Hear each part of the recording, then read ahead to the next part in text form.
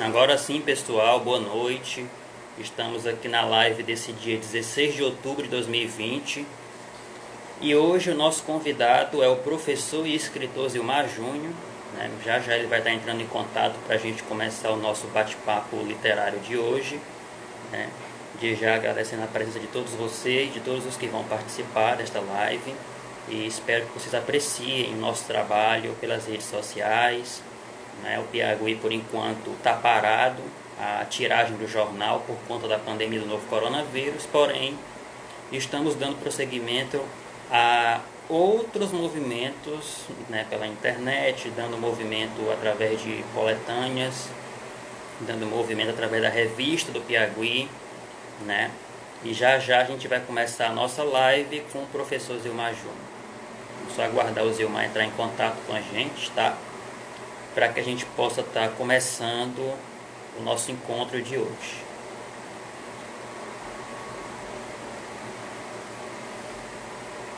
Boa noite, Cláudio. Boa noite, Daniele. Né? A todos que estão entrando aqui na nossa live de hoje, tá? Já já a gente vai começar o nosso encontro literário de hoje, tá bom? Vamos só esperar o nosso convidado de hoje entrar em contato para que a gente possa começar o nosso encontro de hoje.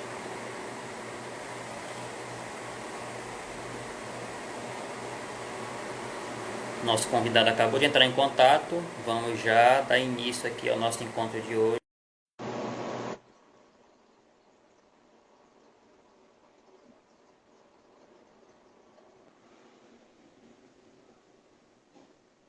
Mudança de planos. Pronto, agora sim. Mudei os planos. Maravilha, pronto, maravilha. Pois então a gente já pode já começar?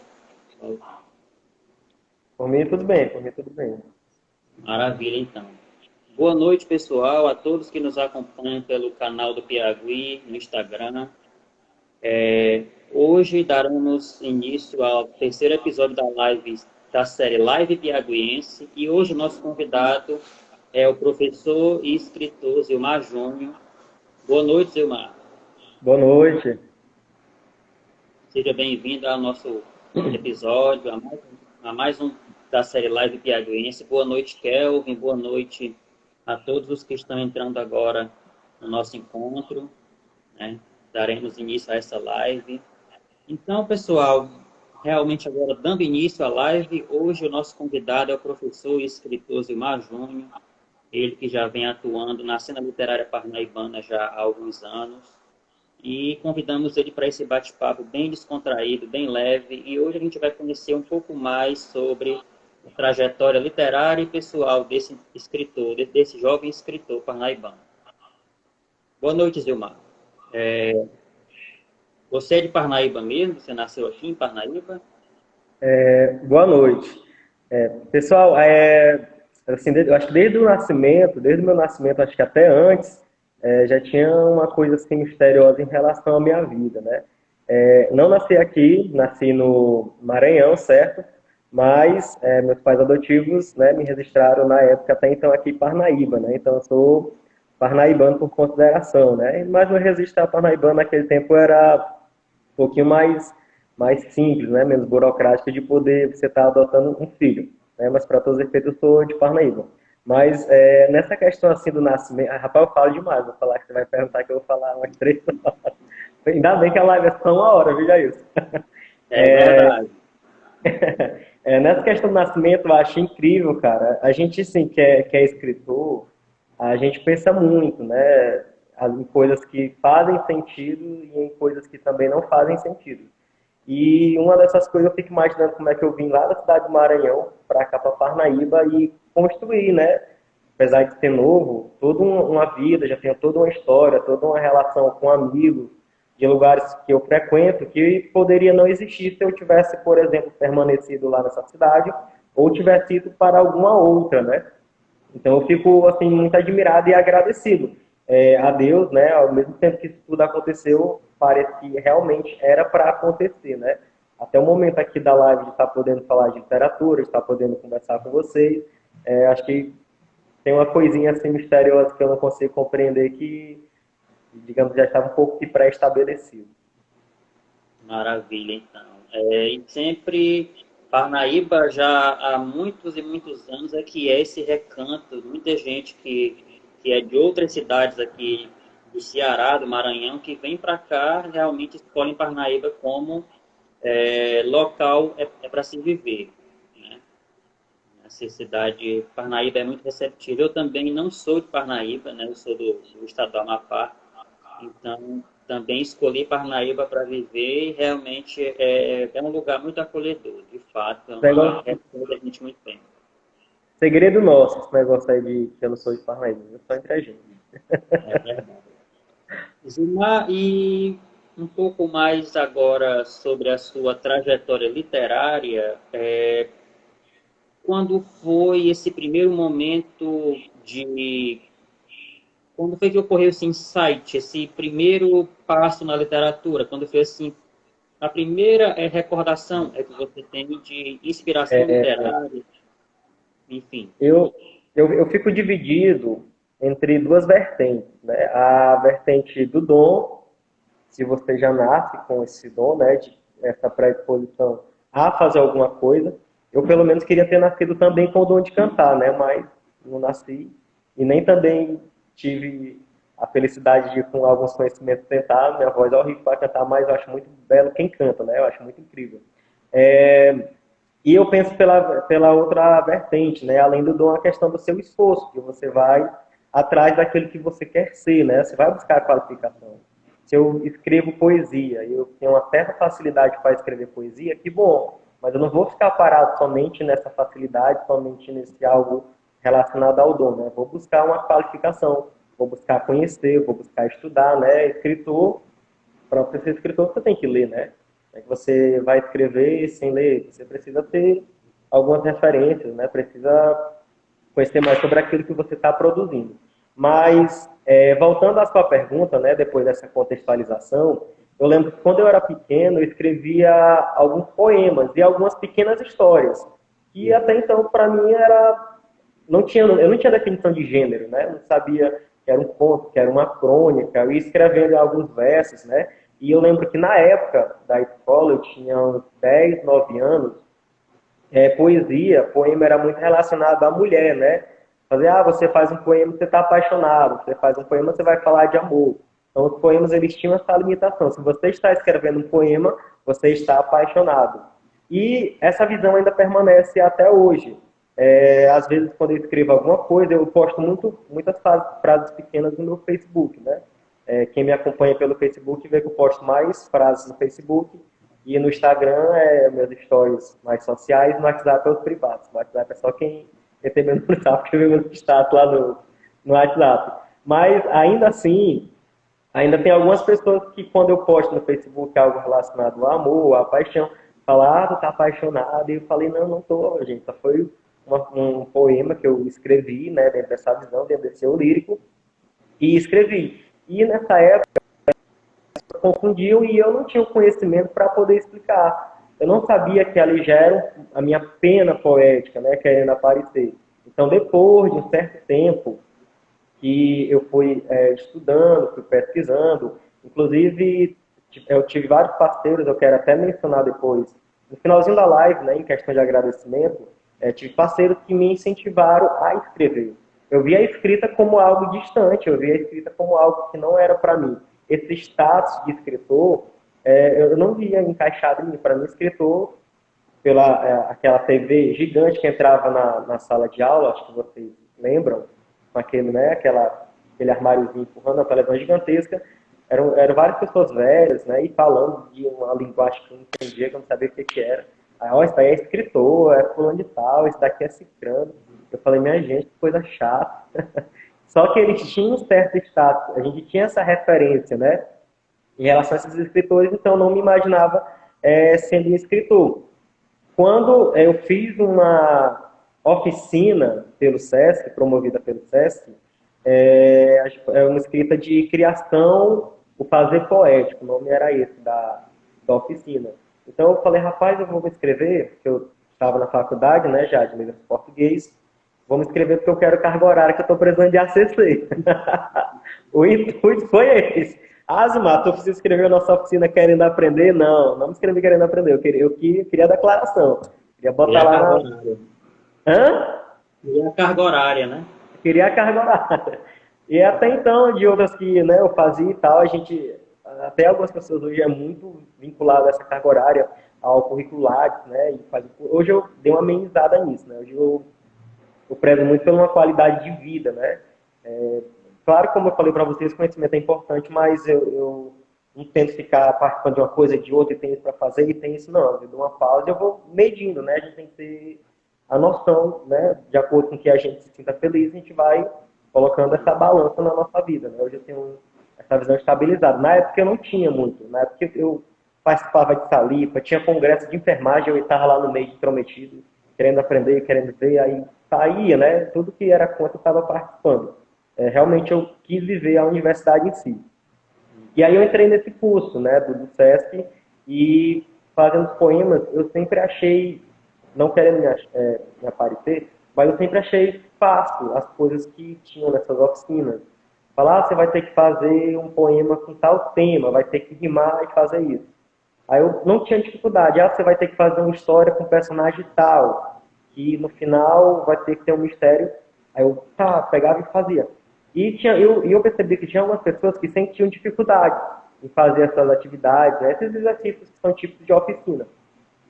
Aí eu falei, olha, cara, acho que talvez eu tenha futuro, né, nesse negócio aí de escrever, talvez dê certo. E fui pegando alguns escritos meus, levando para algumas pessoas que já escreviam, e eles me incentivaram, não me criticaram. Isso que eu destaco também. Por quê? Enquanto professor de português, eu tenho esse cuidado em pontuar os textos dos meus alunos. Porque, às vezes, uma fala maldita, né? Você pode estar influenciando negativamente a vida daquele aluno enquanto escritor.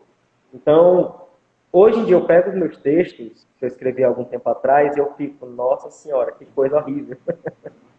Porque a gente vai amadurecendo, né? A gente vai trabalhando uma mesma questão que a gente trabalhava em determinado ano, a gente trabalha agora com uma certa maturidade, né? Então, as experiências que a gente tem, o contato com outras pessoas, vai fazendo a gente melhorar, né? Até então. Só que quando eu comecei e fui mostrando meus textos para algumas pessoas, a pessoa, nossa, cara, tu escreve bem, continua assim que vai ter futuro. Só que esse continua assim que tu vai ter futuro, hoje eu entendo, olha, não tá legal não, mas não vou dizer para ele que não tá legal, né? Vou dizer aqui, ó, continua, vai lá, né? Tenta, pelo menos tenta. E hoje eu consigo perceber que essas pessoas tiveram essa contribuição para mim. Inclusive cito a Camila, né? Camila Maia, vocês conhecem, né? Sabe que ela é uma das pessoas que teve grande contribuição aqui na cidade em relação à literatura. Eu acho que quase todos os escritores daqui da cidade agradecem, né, a Camila por ela promover várias ações por intermédio do SESC em relação à aparição, à valorização da literatura, de nós escritores, enfim. E eu mostrei alguns textos para ela, cara, continua escrevendo, tu tem uma pegada aí para escrever, né? Aí eu falei, nossa, cara, eu... E aí eu fui, né, tendo esse contato mais próximo com a literatura. Cadê o roteiro? Eu imagino. É sempre. Você falou que essa questão da poesia, ela começa muito na escola, né? Então, quando a gente é ali adolescente, as pessoas pensam que a gente está escrevendo ali para a namoradinha e nunca mais vai fazer nada de produtivo em relação àquilo, né? Isso, E, exatamente. e aí você teve toda essa questão desse contexto de participar de oficina, de ter incentivo, né? Do quanto é importante o escritor em potencial ter incentivo das pessoas, da escola, da família, né? Para que ele possa ter a coragem de se mostrar para o mundo e querer melhorar dentro da literatura, né? Você pode repetir? Deu uma travada aqui na.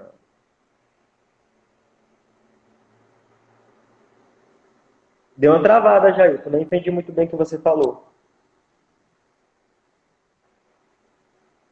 Assim, não, eu estava falando que é importante que o escritor em potencial ele tenha esse incentivo por parte da família, por parte de amigos, né? Porque realmente tem tantos escritores ao longo da história e que a gente conhece que muitas vezes não recebem incentivo e param de escrever. Eu conheço muitos casos de pessoas que pararam de escrever porque não tiveram incentivo, né?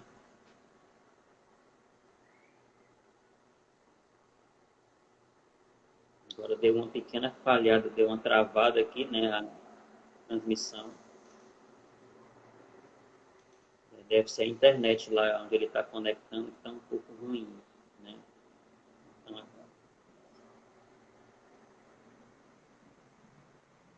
Certo pra cá.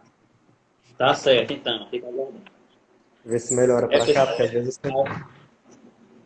feito ao vivo é assim mesmo, não dá para cortar não, tem que aparecer tudo. eu vou vir, pronto. Eu mudei bem aqui de sala, deixa eu ver se dá certo aqui. Pronto, aqui eu acho que tá melhor. Maravilha. Tá me ouvindo direitinho? Pronto, melhorou.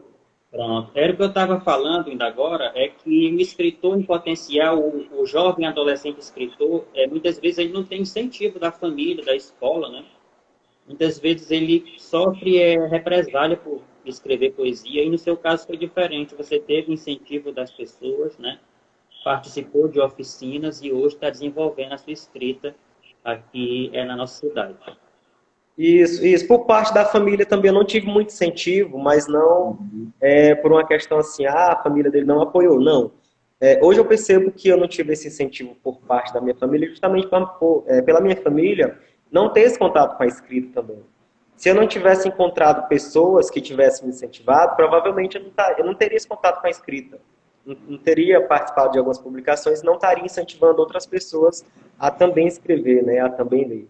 Então, mais depois que eu comecei, digamos, a ter alguns textos publicados, a ser reconhecido por alguns poucos trabalhos, eu sentia que minha família se orgulhou disso, né? Falando, e mesmo às vezes até sem entender determinadas coisas, né?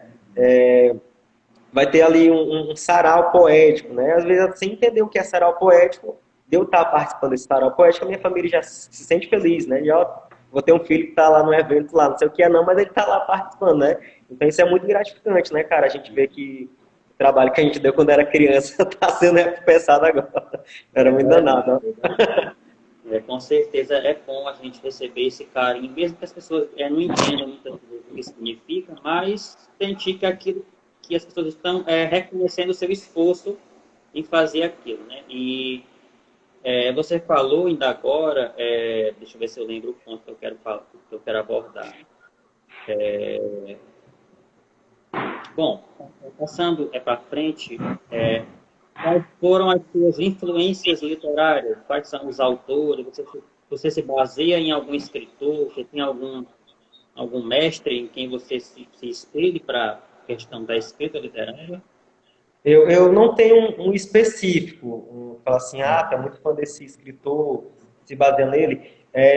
Eu tento ter o cuidado de não ficar muito ligado a escritores para não copiar, né? Se bem que o nosso discurso, a nossa escrita sempre é fruto daquilo que a gente leu, né? Fazer um novo hoje em dia é muito difícil, né? Quase não tem como. Claro, se eu vou escrever cordel, claro que eu tenho que ler alguns cordelistas e ver, né, como é que eles produzem, para eu tentar fazer a minha literatura de cordel ao meu modo, né, a minha identidade. Mas no ensino médio, tendo contato com os clássicos da literatura, eu achava incrível o modo que eles faziam determinadas coisas. Fernando Pessoa. Lembro nas aulas de literatura com um professor meu muito bom, que me incentivou bastante para poder estudar, passar no Enem, né? Inclusive fazer letras português. Ele era professor de português e por conta dele também eu escolhi esse curso. Ele falava de Fernando Pessoa e tinha um heteronômio, tinha essa identidade e mandava carta e conversava entre si. Eu falei, meu Deus, que loucura é essa? Esse cara deve ter usado alguma coisa para poder construir todo, né, essa desenvoltura vindo de uma só pessoa, né? E eu vendo essa situação e analisando outras obras, também Graciliano, que é apaixonado por Clarice também, que ela tem... Às vezes aquilo que eu não entendo me instiga. Aquela questão de não entender, eu falei, meu Deus do céu, não estou entendendo isso. Acho que travou de novo, só foi mudar de lugar um pouquinho, né? Não estou entendendo isso, eu sou burro, eu quero entender. E eu vou atrás, e os textos das Clarice, às vezes eu não conseguia compreender, eu ficava, Rafael, o que que ela está querendo falar aqui, o que que é isso?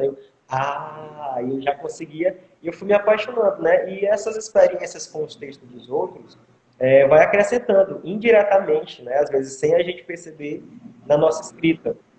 Eu não lembro quem foi que me disse, mas quando eu estava escrevendo alguns textos pequenos, falaram que a minha escrita parecia muito com a do Milor Fernandes. E eu nunca tinha ouvido falar em Milor Fernandes. Eu fui pesquisar, fui ver alguns textos deles. Eu falei, olha, cara, que legal e que honra. E ele, né, muito conhecido no Brasil, ainda não conhecia, renomado. Eu falei, olha, e então eu fui ver um pouco da escrita dele e tentar, né, melhorar a minha escrita, já que era muito parecida com a dele. Fui tentar ver algumas coisas, mas assim, de ter uma referência. Chico Buarque também, eu adoro o modo que ele escreve. As músicas dele, eu lembro da música Construção, que eu vi na sétima série. Todas as paroxítonos que ele botou ao final, eu falei, cara, isso deu um trabalho horrível para poder construir essa música. E a troca de verso, eu falei, caraca, velho, que massa. Então eu fui me apaixonando desde então até aí pela literatura e por esses nomes, né, pelos clássicos. E hoje também, gente, os autores aqui de Parnaíba, eu tenho contato, né, com eles, eu vejo o que eles estão produzindo, eu vejo o que eles estão publicando, e também me incentiva, né, em relação aos textos que eu leio deles. De fato, a gente precisa, nós que somos escritores, a gente que trabalha com a palavra, a gente tem que estar em constante movimento, sempre lendo, sempre pesquisando, porque só é lendo que a gente encontra o combustível para escrever e imprimir naquilo que já existe a nossa identidade. Nosso trabalho de escritor é dizer as mesmas coisas com palavras diferentes, de acordo com a nossa percepção de mundo, né? Exatamente, né? E muitas vezes um escritor iniciante, muitas vezes ele para de escrever porque ele vê que existem escritores renomadíssimos que escrevem coisas maravilhosas e ele acha que nunca vai chegar naquele nível, né? Ele pega os seus textos ali e diz, rapaz, eu nunca vou alcançar o nível de um Fernando Pessoa, de um Milor Fernandes, de uma Clarice Lispector, mas é somente com treino e com muita leitura e muito trabalho árduo que a gente consegue chegar num nível de escrita satisfatório. Eu pensava isso, inclusive, quando eu soube que tinha escritores aqui de Parnaíba que saíram, sem ser o Assis Brasil, né, que saíram para outros lugares para poder... Assis Brasil também eu gosto muito, cara. Consegui tirar uma foto com ele que eu vou guardar essa foto para a vida. Eu não sei se eu vou conseguir tirar outra. Quando eu comecei, que eu soube de escritores que saíram de Parnaíba, fulano de tal saiu, ele foi dar uma oficina em Teresina, fulano de tal foi dar uma palestra em tal lugar. Eu falei, cara, essa realidade ela pode ser possível comigo também, por que não? Só porque eu nasci aqui em Parnaíba, só porque eu estudei em escola pública, quer dizer que eu tenho que me limitar àquilo que está ali para mim? Não, então eu vi que era possível e fui correndo atrás. E as oportunidades foram se abrindo na minha vida. Inclusive, uma pessoa, ela está assistindo a live, o Glaucio Arluni, está assistindo, né? Inclusive, o Glaucio foi uma pessoa incrível que proporcionou para mim várias portas em relação à literatura. Pelo Jornal Piauí, por outras atividades que também fizemos em relação à literatura na cidade. A primeira obra que eu participei, o Versania, tem uma foto eu autografando, né? A parte lá que eu participei com os poemas, na que eu fiquei assim, após a noite do lançamento, fiquei assim, olha. Fiquei olhando a foto. Aí eu falei, caraca, velho. Porque quando eu comecei, lá naquela oficina que eu falei pra vocês do Sesc, esse sonho de livro pra mim era muito distante. Eu imaginava uma coisa que só depois, sei lá, dos meus 40 anos, 45 anos, que eu ia estar participando de um livro. E eu me ver tão novo no meio de toda aquela galera experiente, de toda a galera que já escrevia há certo tempo, e eu falei, caraca, velho, eu tô participando disso tudo. Então, o Versania marcou muito, muito, muito, muito na minha vida. Foi realmente um divisor de águas, né? Foi após Versania. Muitas pessoas, né, vieram até mim. Não, tá dando autógrafo, né? Participando de livros, imaginando que eu tava rico. Eu falei, gente, o pessoal pensa que a gente publica ou participa de livro, mas pensa que cai dinheiro automático na nossa conta. Tem o meu livro lá toda vez. O Grão de Areia, que foi posterior ao Versania, não sei se foi no mesmo ano, não foi um ano após o Versania. Ainda tô com débito ainda, inclusive quem quiser comprar, viu, gente, tô vendendo. Vende Fazer o peixe, advogação. vende o peixe. Ele vende o livro dele. Né, com certeza. E você falou que é professor de português, né? Então, foi baseado nessa sua paixão pela literatura que você se tornou professor de português? Como é que foi essa passagem do aluno Zilmar para o professor Zilmar? Na verdade, eu acho que foi ao contrário. Quando eu soube que na faculdade a gente ia aprender muita literatura, eu falei, ixi, Maria, é muito texto, muita coisa, aqueles textos difíceis, né? Tem que ler bastante. Então, eu não conhecia esse universo, apesar de eu ter dito que achava incrível como eles faziam o Clarice Lispector, né? Como o Fernando Pessoa desenvolvia toda a literatura dele, eu achava incrível. Mas eu escolhi, até então, certo modo, letras português, por não achar difícil a gramática em si, né?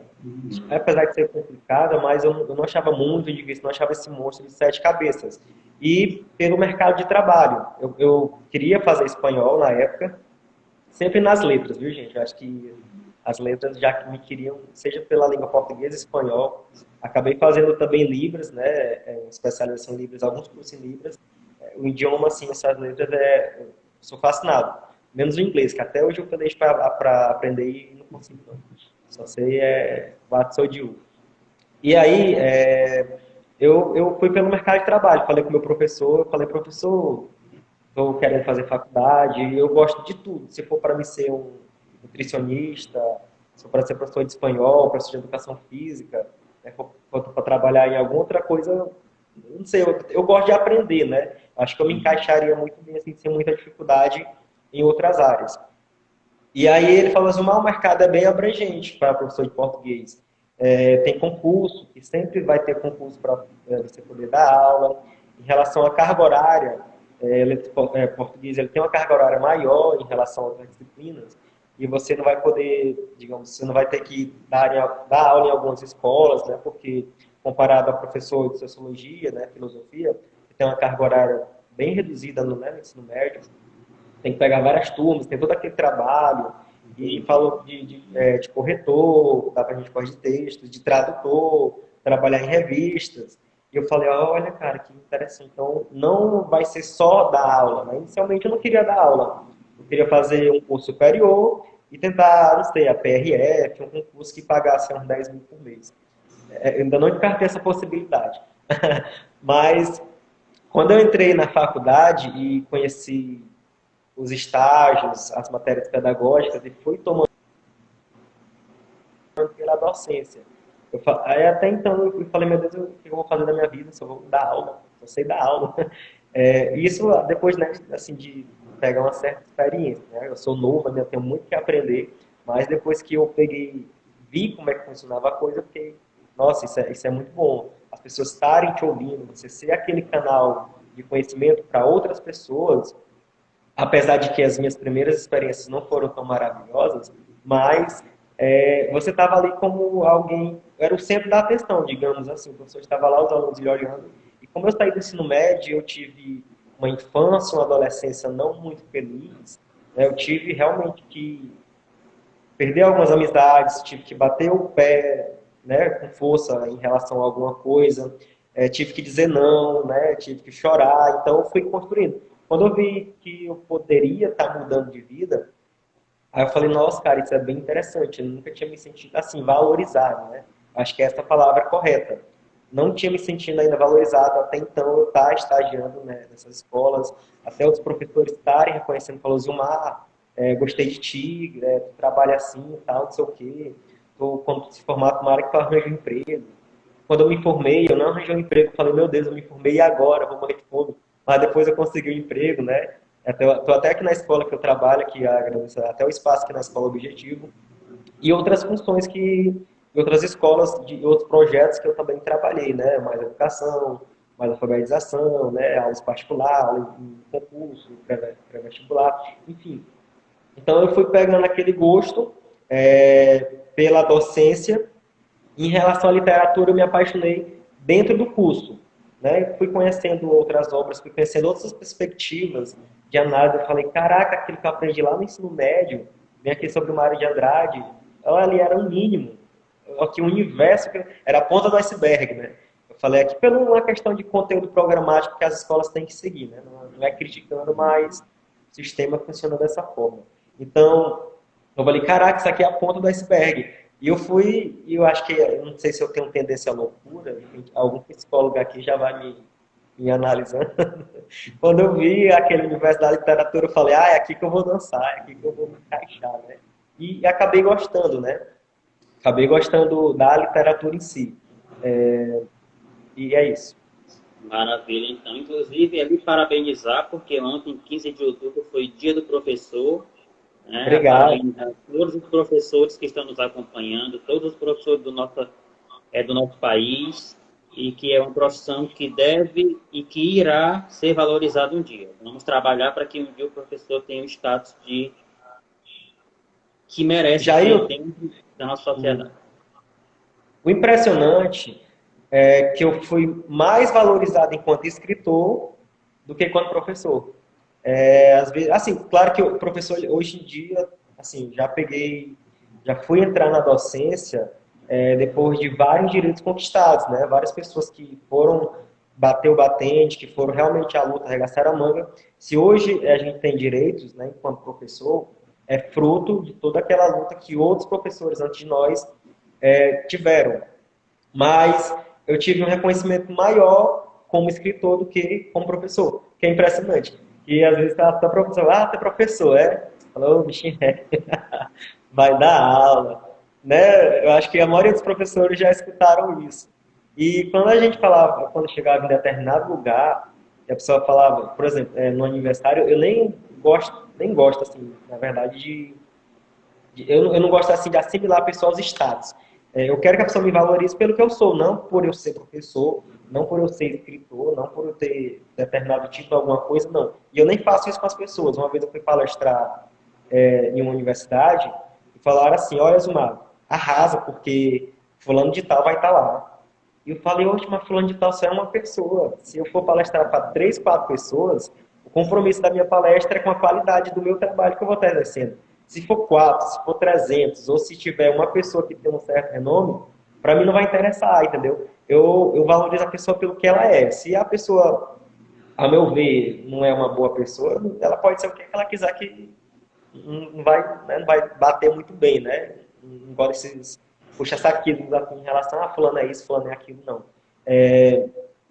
Então, eu consegui mais prestígio enquanto escritor. E eu chegava em alguns lugares e eu tô de óculos, parece mais escritor, né? Aqui é estereótipo, mas se eu tirar, e aqui eu tô com uma camisa até melhorzinha, mas se eu tirar aqui a camisa e botar, digamos, com uma camisa daquelas que a gente recebe para trabalhar em alguns projetos, e eu parar em um desses supermercados, o pessoal vai pensar que eu tô vigiando carro.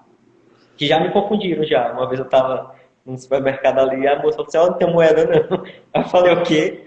Ela, não, desculpa. Ela foi, eu falei, não, tá esperando aqui a minha mãe. Não, desculpa, vocês estavam vigiando o carro. Se ela me desse, eu também ia aceitar, né? Que dinheiro a gente não dispensa. E, e aí a menina que chegou aqui me atrapalhei.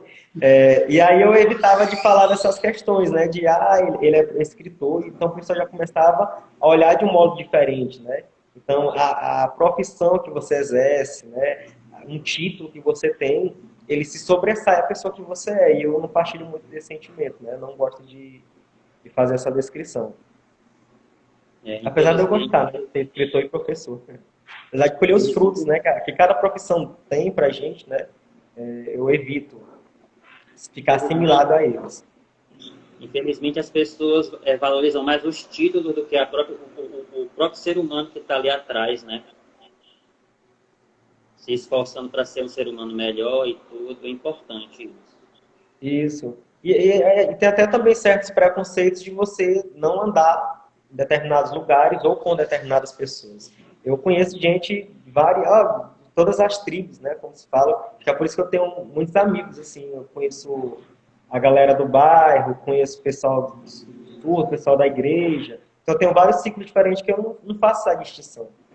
Como eu falei, amizade, se eu tenho uma amizade com determinada pessoa, eu não vou querer saber a classe social que ela pertence, o bairro que ela mora, a profissão que ela trabalha, porque às vezes por muito tempo as pessoas falavam, tu anda com ele, diga-me com quem tu andas, pedirei por quem tu és, né? Eu falei, olha, é bem assim que o negócio funciona. Não. Estiver andando ali com o pessoal ali, estiver ali no pessoal, digamos que é evangélico, eu vou ser evangélico, eu vou estar usando ali o pessoal que está, não sei, numa festa fazendo alguma coisa, eu vou estar fazendo também. Isso a gente deveria parar um pouquinho, né, para poder pensar e não julgar tantas pessoas, né? Dessa forma. Eu tento ter muito cuidado em relação a isso. Maravilha, então, Zilmar. Importantíssima essa questão, né? De que local, roupa e estado social não define caráter de ninguém, né? Zilmar, agora falando um pouco em relação às suas obras, às suas participações, sua primeira publicação foi no Piauí? Sua primeira Eu já publicação? que horas tem de live? Eu vou vir bem aqui agora para a sala, que eu preparei até um pequeno slide, vou desligar bem aqui lá, para mostrar para vocês algumas questões em relação às minhas participações, né? Maravilha, então. Maravilha. É bom que o pessoal Vem para cá. visualiza melhor, né? Se a internet não vai parar, vai apagar bem aqui o quadro. É que a gente é ao vivo aqui, né? Igual o Faustão. Aqui é ao vivo, não dá para cortar, tem que mostrar tudo. Eu ia fazer assim, agora vamos para os comerciais enquanto a gente. Vai ter uma propaganda aqui da Zil Cosméticos enquanto a gente está aqui organizando. Infelizmente, ainda não temos esse recurso aqui no Instagram, né? De parar e botar um comercial. Pessoal, eu preparei aqui, né? Preparei assim, né? Foi só algumas imagens que eu acho que eu vou ficar na sombra de novo, né? Porque meu celular vai focar na apresentação do Data Show. Então eu vou ficar escuro.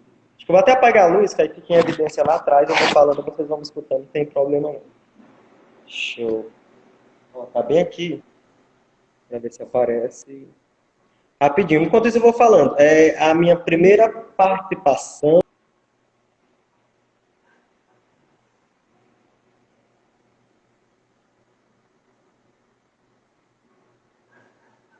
Tá travando, Zilmar. Acho que a Piauí. internet Oi? deu uma piorada na internet.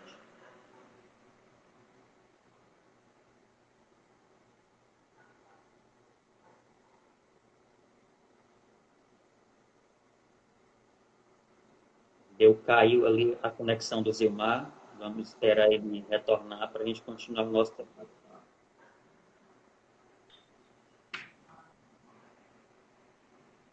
Tá travando ainda. Tá travando, é. Eu vou voltar aqui para a sala porque a internet aqui na outra sala tá travando. Para mim é. Ótimo, então. Oh, rapaz. Deixa eu levar. Vai ficar sentindo seu. Valeu. Tá certo, bem aqui. Pronto, deu certo. Eu não lembro se a minha primeira publicação assim foi do. Voltou, né, Amanda? Voltou, Erlane? Voltou, tá tudo ok? Voltou aí, pessoal? A conexão aí. Voltou? Vamos aguardar a resposta Respondam. pessoal. Falem em nome de Jesus. Olha, voltou aí.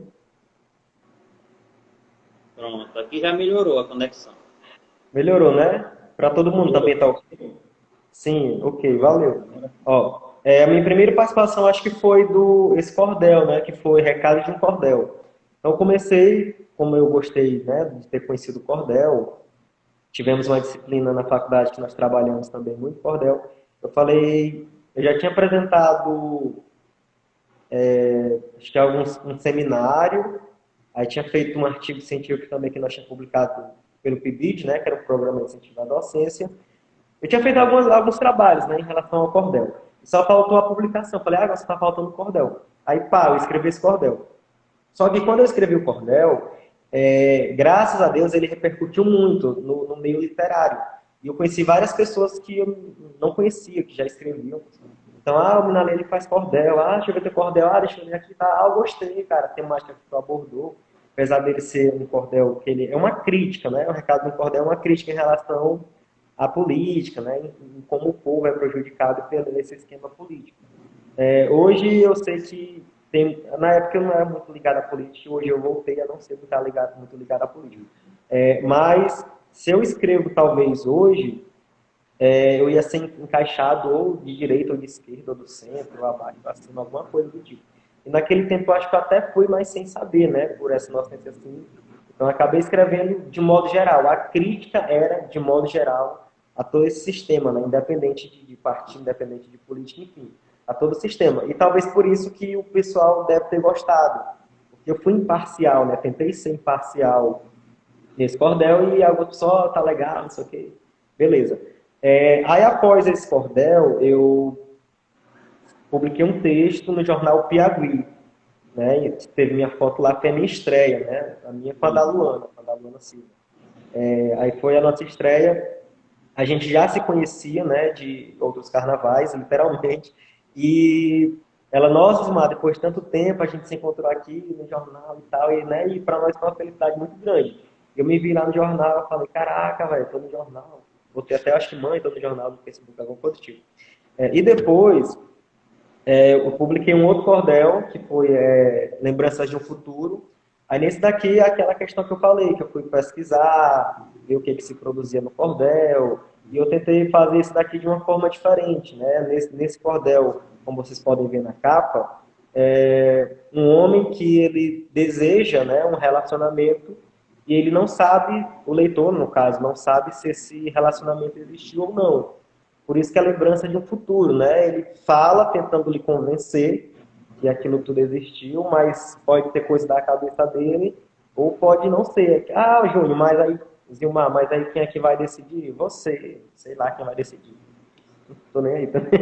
Você que sabe. Ó, e ainda na linha dos cordéis, aí eu lancei outros dois que foram juntos, que é o lado A e o lado B, né? Aí esse daqui, eles são vendidos assim juntos, ó, coisa linda. Ó, que meio.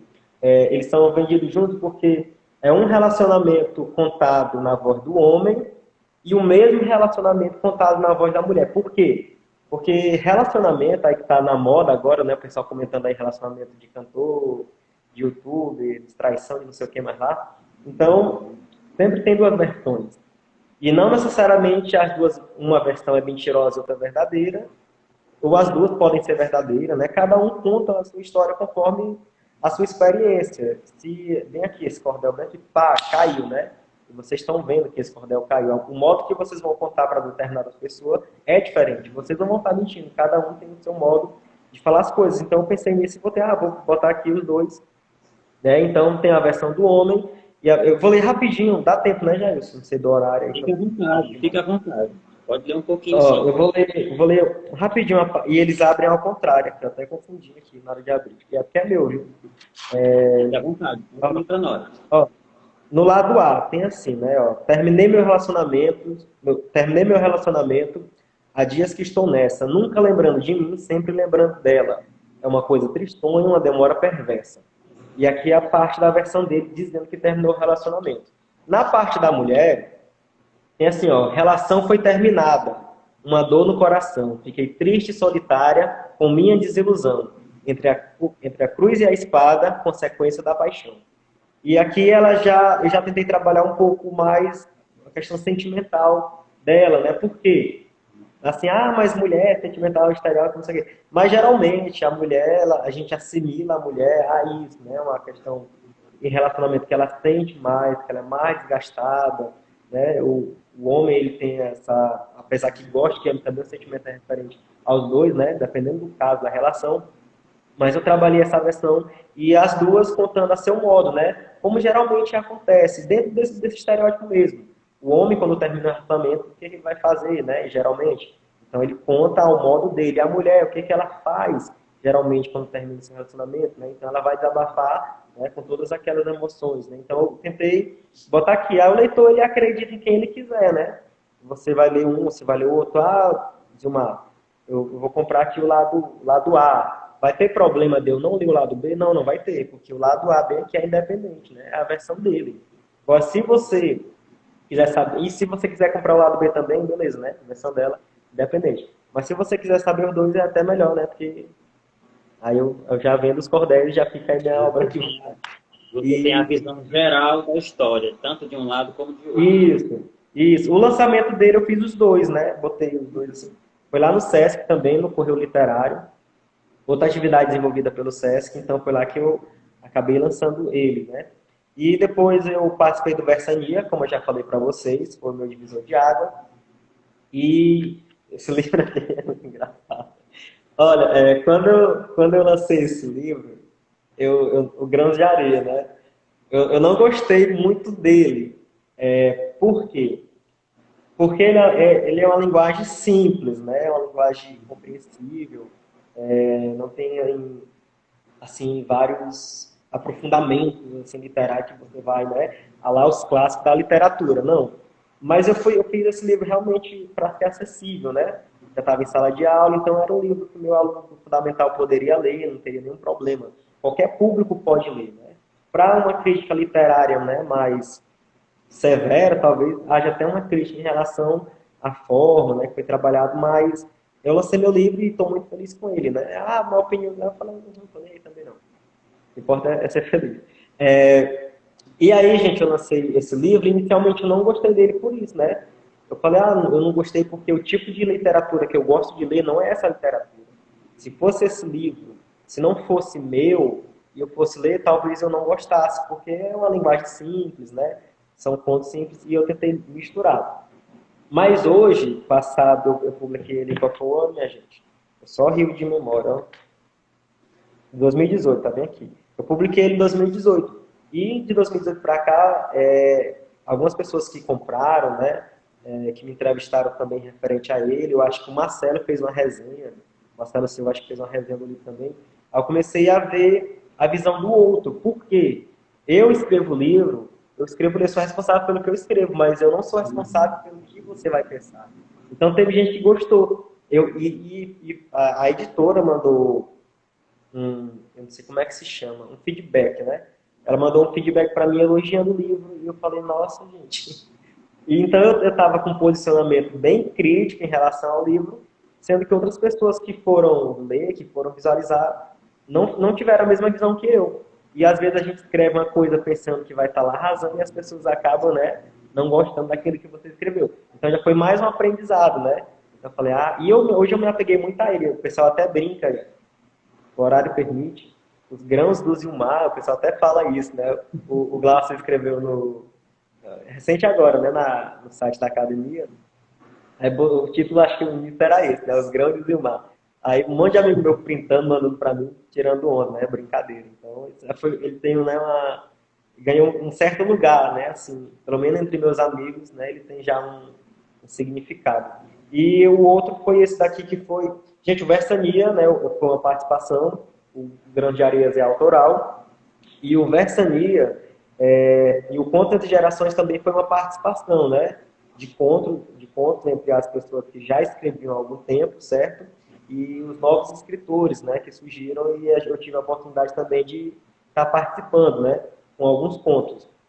E nele eu tentei mesclar, né? Eu tentei botar um conto que é daquele tipo de literatura que instiga, que o leitor tem que ler uma ou duas vezes para poder entender, né? E fazer a relação. E botei contos também com uma pegada de humor, que nesse processo de publicação, escrevendo no Escrever Sem Fronteira, do SESC, no Piauí Virtual, eu não sei se geralmente desses dois que eu escrevo. Então, nesse processo, fui também pegando uma questão pelas crônicas que tem um final de humor, né? Um final assim, que faz o leitor rir. Isso depois também que eu comecei a ter um contato com o Luiz Fernando Veríssimo, já isso. Falei que não me apego ao escritor exatamente, mas lendo Fernando Veríssimo e vendo a forma que eu escrevi, eu pude juntar, né, uma coisa a outra. E aí eu já fui melhorando meus textos em relação a esse tipo de literatura. Então, porque assim, geralmente alguns leitores pensam que você escreve só de um jeito, né? Esse texto aqui é do Gilmar, porque ele escreve nessa pegada. Não, mas a gente, quanto escritor, também a gente consegue escrever de uma outra forma, né? Tu não é poeta, como é que tá escrevendo contos? O que impede, gente? Claro que a gente vai ter um lado que gosta mais de escrever, né? Eu escrevo mais contos, eu escrevo mais poemas, eu gosto mais desse gênero. Mas uma coisa, né, não quer dizer que limite a outra, né, a acontecer. E aí eu estou trabalhando... Pode falar? Pode, né? Fica à vontade. Pode Do falar. conto, Poemas entre Gerações. Acredito que esse ano, né, Gerson, vamos estar aí lançando mais um livro aí do Glaucio Arlini com José Leite de Exatamente. Carvalho. Fizemos o Conta de Gerações e agora o Poema de Gerações. E eu estou com o meu projeto, espero que esse ano ainda dê certo, de lançar um livro infantil, infanto-juvenil, que é da Macira Jara. Se eu for para a sala, vai travar de novo. Eu ia mostrar para vocês um pouquinho da capa, mas sendo professor na época de lendas, que a gente sempre trabalha, né? Que é professor de português, sempre trabalha as lendas. E eu fui pesquisar sobre as lendas aqui da cidade e eu senti dificuldade. Porque eu não encontrei um material que eu gostasse, né? Vi na internet um vídeo, vi algum texto, mas não me agradou. Eu falei, cara, eu tô sem fonte para pesquisar, eu quero mais, eu quero mostrar outras coisas. E aí me viu a necessidade de recontar essa história. Então fui pesquisar um pouco, fui conhecer sobre a história do lugar e fiz uma versão não assim, diferente, não muito diferente. A essência, claro, permanece. Mas eu dei diálogo aos personagens, eu criei cenários dentro desse livro. E isso dentro da linguagem voltada à criança, né? O meu intuito é que a criança, não sei, definir assim um público é meio, né, meio chatinho. Mas criança de 14 anos, de 10 anos, 12 anos, ela lesse e entendesse. Para um leitor adulto, um leitor mais experiente, ele vai perceber que tem entrelinhas, né, nessa leitura de criança. Por exemplo, nas relações que a Macirajara fugia para ter com o Bitã, eu não vou botar, já que o livro é para criança, não vou botar que ela ia se relacionar no mato com o Bitã, não vou fazer um negócio desse. Então eu botei de uma forma que, se eu não me engano, eu não lembro como é que eu botei. Os dois se uniram, os dois foram um só, um negócio assim do tipo. Mas Isso. para um leitor, né, mais experiente, ele vai identificar. Então eu estou nesse projeto e espero muito que dê certo, porque eu já estou bem, aí, bem envolvido, né, com a Macira Jara. Maravilha, Zilmar, maravilha. Pois é, a gente fica de já e agradece a sua presença, a sua disponibilidade em mostrar o seu trabalho para nós, né? Será Nós print estamos alguém já disse. chegando quase ao finalzinho da nossa transmissão, ainda temos ainda 7 minutos. E para encaminhar para os toques finais, eu gostaria de uma fala sua direcionada ao público literário de Parnaíba. O que você teria a dizer para esse público? Eu vou dividir minha fala a esse público, dividindo em dois públicos. O público mais experiente que eu conheci, gente, que eu sou grato, de verdade. Se a gente não tiver alguém que incentive, ou o Glaucio Arlini aparecendo, se a gente não tiver alguém que incentive, a gente vai ficar, de certo modo, desmotivado, né, obviamente. Então, quando eu tive contato com esse pessoal mais experiente da escrita, da literatura, eu amadureci muito, eu ganhei experiência, né? Eu pude aprender sem vivenciar. Teve escritores que foram publicar livros, que foram enganados, que levaram calotes de editora, que teve várias situações. Falou, Zilmar, quando eu comecei a escrever, foi isso, isso. Olha, você que está começando agora, tenta fazer isso, tá. Beleza. E aí eu fui pegando nessas dicas e agradeço muito a esse público da literatura que, pelo menos das pessoas mais experientes que eu conheci, eles não se sentiram ameaçados em relação aos novos escritores. Porque tem escritores, né, mais experientes que se sentem ameaçados, inclusive que não querem que novos escritores surjam. Se eu fosse mostrar um texto meu para um tipo de pessoa dessa, você não presta não, rasga e joga fora. Quando tu Posso tentar logo, ser né? escritor, tenta escrever algo que preste, provavelmente poderia ter ouvido isso. Então, tem gente que se sente ameaçado, mas há lugar para todo mundo.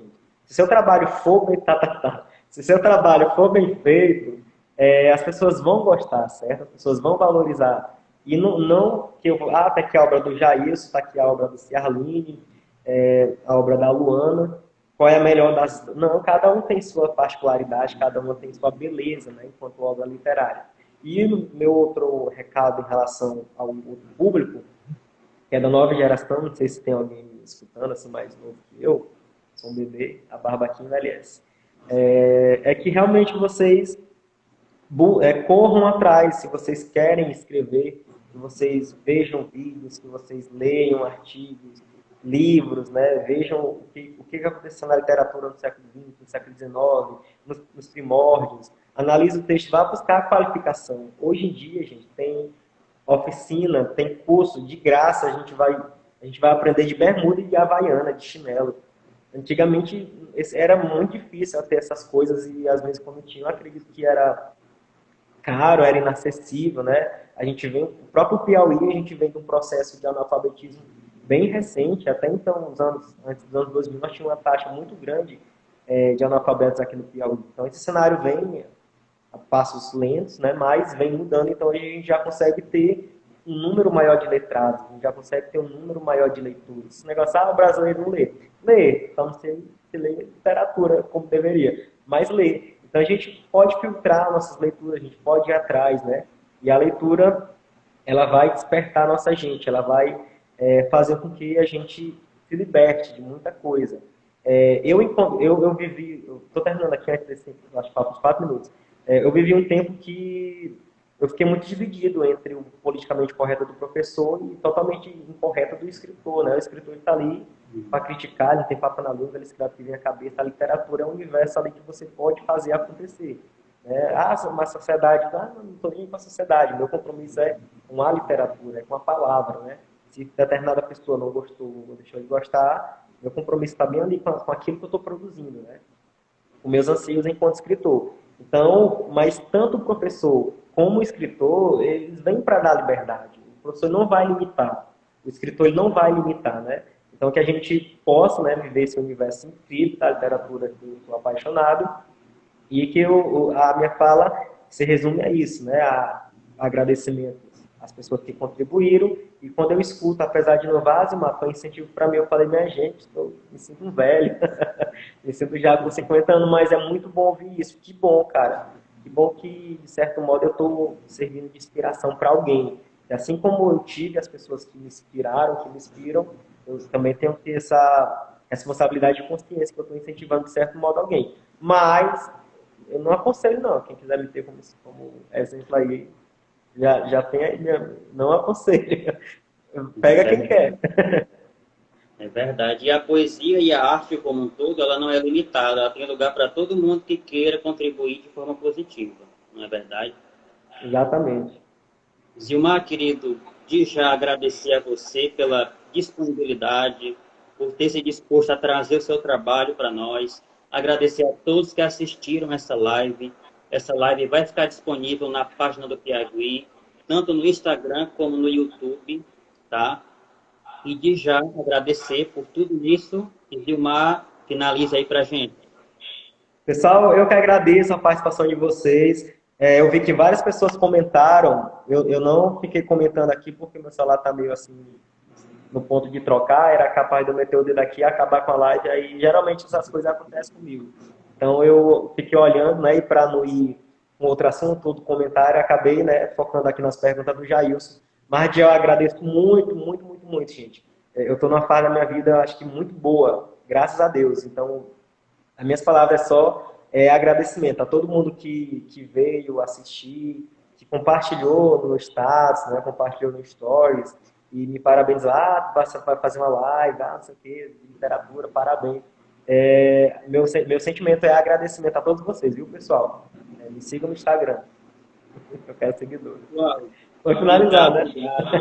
Até a próxima, Zilmar. Até a próxima, público do Piauí. Semana que vem estamos de volta. Até mais, Zilmar. Tchau, tchau. Tchau. Até. Valeu.